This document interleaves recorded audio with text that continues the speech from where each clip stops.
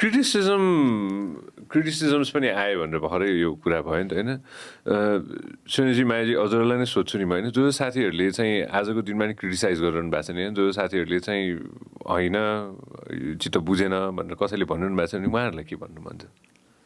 अब यो सुरुवात हो यो अब हाम्रो लडाइँ हो अब दाइले अघि नै भन्नुभयो 23 वर्षदेखिको लडाइँ हो अब 23 वर्षदेखिको लडाइँ अहिले हामीले प्राप्त गरेछौँ भने हामी यसैमा खुसी हुनुपर्छ अब यो भनेको हाम्रो लागि ढोका खुलेको हो अब अझै लडाइँ लड्नु छ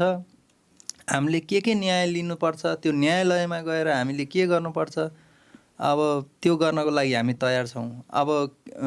हामीले पाउने हक अधिकार हामीले पाउनुपर्छ अब त्यो सानो सानो कुरामा चाहिँ चित्त नदुखाउनु होला अब यो भनेको हाम्रो समुदायको लागि चाहिँ एकदम खुसीको कुरा हो यत्रो पर्खाइपछि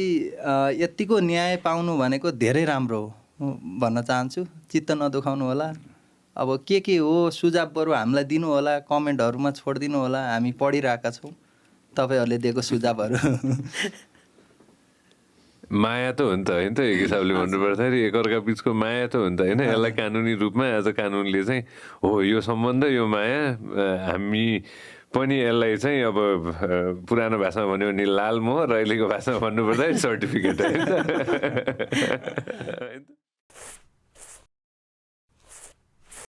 Thank you very much for watching us on YouTube. Make sure that you also listen to us on Spotify.